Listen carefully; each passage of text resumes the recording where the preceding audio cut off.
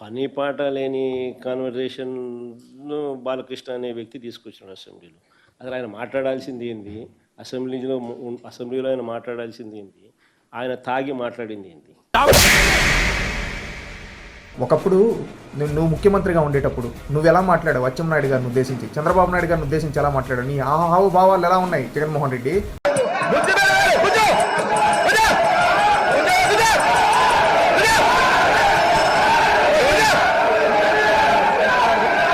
ఆ రోజు నీకు గుర్తుకు రాలేదా? ఒకటి గుర్తు తెచ్చుకో. ఆ రోజు అనిల్ కుమార్ ఎలా మాట్లాడాడు, అంబటి రాంబాబు ఎలా మాట్లాడాడు, బిఎఫ్ మధుసూదన్ రెడ్డి ఎలా మాట్లాడాడు, సిదిరి అప్పలరాజు ఎలా మాట్లాడాడు, అదేవిధంగా కొడాల నాని, ఈ విధంగా ఎంతమంది ఆ రోజు ఎట్లా హావభావాలు ఎట్లుండేవి, వాళ్ళ నోట్లో నుంచి వచ్చే మాటలు అన్పార్లమెంటరీ ఓట్స్ మాట్లాడారు. ఈవెన్ స్పీకర్ సైతం ఆ రోజు తమ్మినేని సైతం అన్పార్లమెంటరీ ఓట్స్ మాట్లాడారు.